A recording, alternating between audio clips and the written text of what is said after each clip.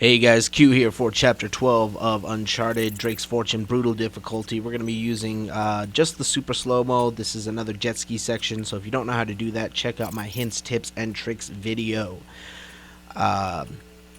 16, 17, 18, 19, 20. Don't mind this little intro part, I just wanted to put a little section in to be able to tell you that. Check out my hints, tips, and tricks. But we're on Chapter 12. So what we're going to do is get on the jet ski here any second. There we go. So we're going to get on the jet ski. We're going to activate the super slow-mo real quick. You can see how it's done here, actually. Easy. Bonuses. Nope. Rewards. Tweaks. And super slow motion. There you go. Also, if you have the one-hit kill on, great thing for you. Makes this part. This part is my second least favorite part in the game, just because the jet skiing is so realistic, and the enemies kill you in 2 shots, and it's just such a pain in the butt with the current and barrels and all that kind of stuff. So activating that super slow-mo can really help you through this part if you're struggling like I did extremely.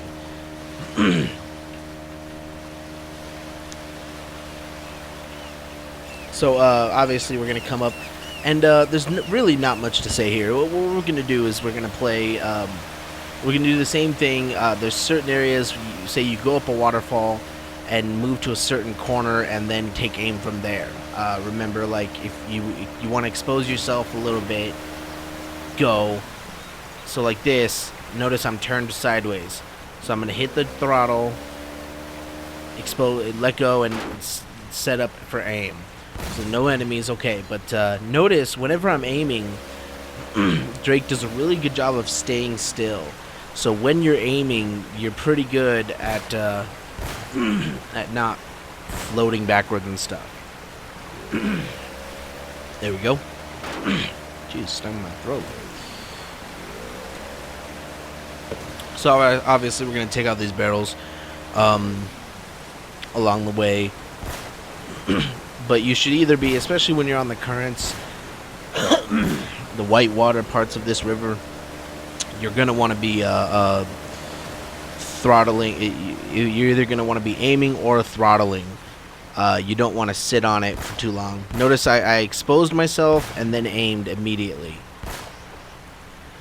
for the enemy that was there. I took him out. Thank God, for that one-hit kill. And I think I got this first try. Because of the super slow-mo and the one-hit kill tweaks.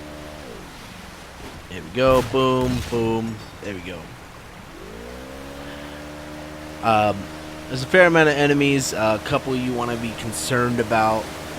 You kind of want to just know where they are, because you want to expose only one if possible, one at a time if possible. I'm blowing up these barrels. There we go. But even if you don't expose only one at a time, you still want to know where they are. So for like this is an example where I'm going to move up here, and I think I'm going to turn right a little, just so I'm not right above the waterfall, and then aim. So I'm staying to the right just to expose myself and aim. Okay, no enemies. So that's what you're going to do.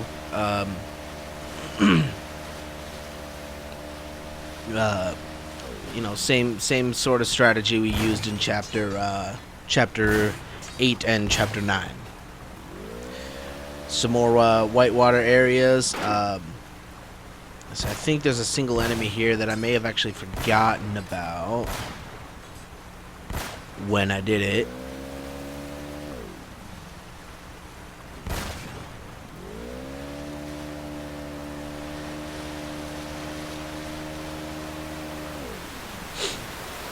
Nope, just more barrels.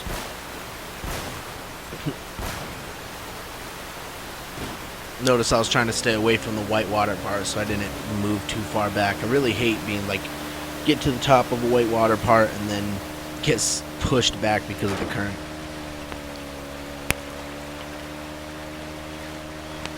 Alright, so here's going to be another enemy area, and I'm going to pull right. I'm going to expose myself and pull right. Notice I'm staying along the right wall, only exposing myself to one enemy at a time if possible. There ends up being two, but that one hit kill is really good. And unlimited, you know, no reloading, so just go nuts with that pistol. And shooting those barrels. Notice I'm staying still also. Like I said, it's really good when that. So right now I'm turning so that I can expose myself more, you know, without getting closer to the enemies. So I find if you keep a perpendicular path, you expose yourself quickly and get into aiming quickly, as opposed to if you are kind of heading toward them in a direction and exposing yourself that way, you expose yourself slowly and gives them more time to shoot you before you can get a shot off on them. But we're still good.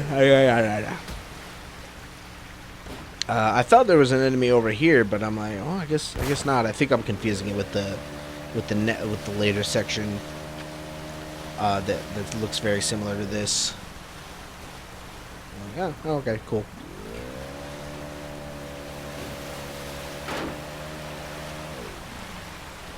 Barrel buried in the ground, and so this is the part with tons of barrels. Take out that first enemy, expose yourself a little more, and then take out the enemy up on the bridge, and then expose yourself a little more, and there's two enemies on the bottom left.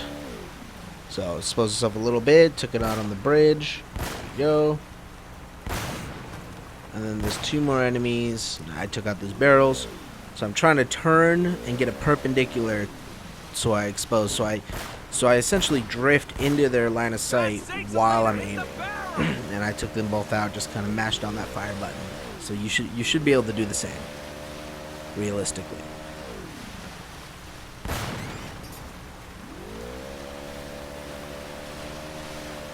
And we're gonna keep on going. Keep on keeping on.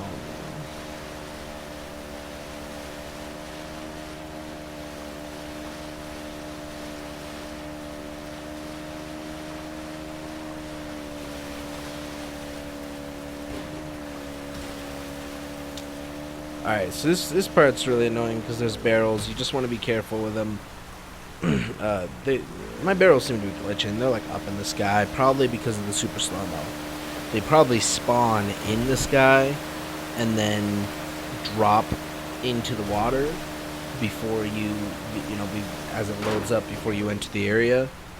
But because of the super slow-mo, it's probably just glitching up there.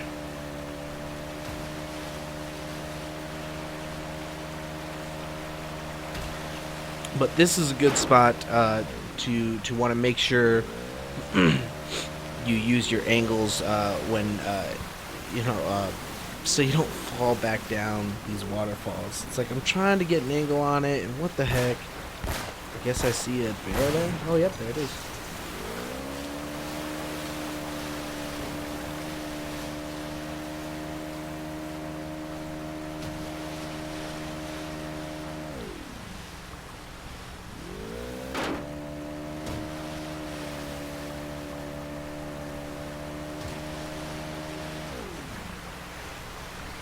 I was trying to aim, and the camera was just messing up there.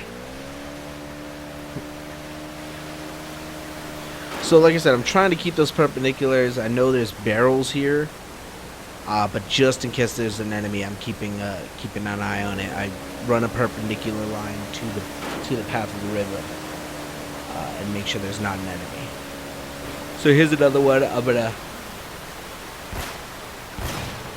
I'm gonna create a perpendicular path, put myself up against the wall, so that right there, as you can see where I just aimed,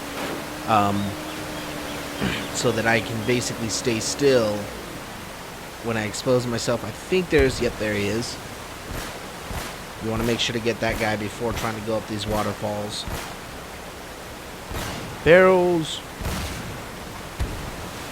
Come on. There we go.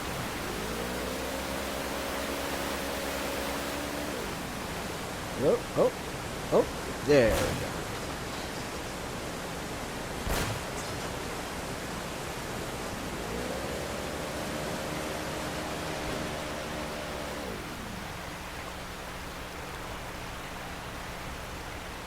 So trying to go up this whitewater part is just annoying.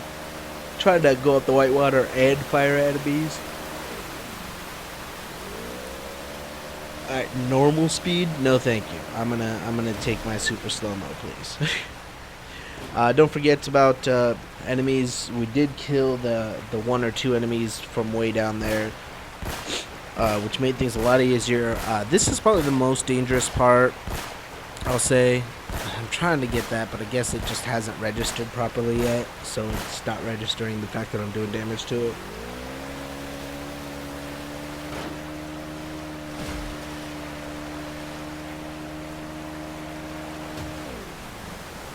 There we go.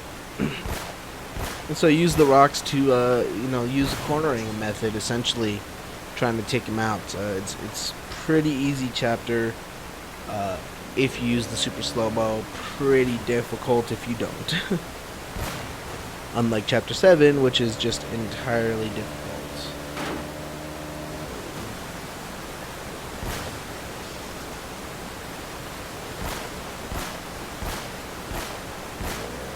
There we go. I think there's going to be two enemies on the left here, so be careful once you come around this corner here.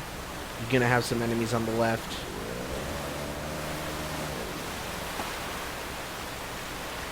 Oh, up top. That's right. That's right. That's the one you want to watch out for, because he's got high ground on you, and it's just going to take...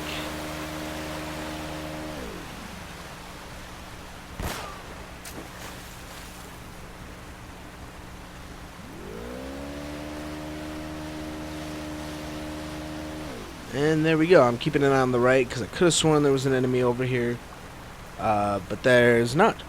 So that's the extent of this chapter. Really easy. Just use the slow-mo method.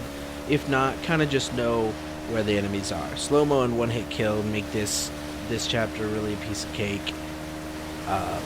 Super slow-mo. But have fun. Use your own strategy. Whatever you want. I'm here to give you ideas and ways you can do it, not tell you how. But that's the end of this chapter. I'll see you in the next chapter. Got a good strategy for a couple of those, especially using the one-hit kill. So stick around for the next chapter.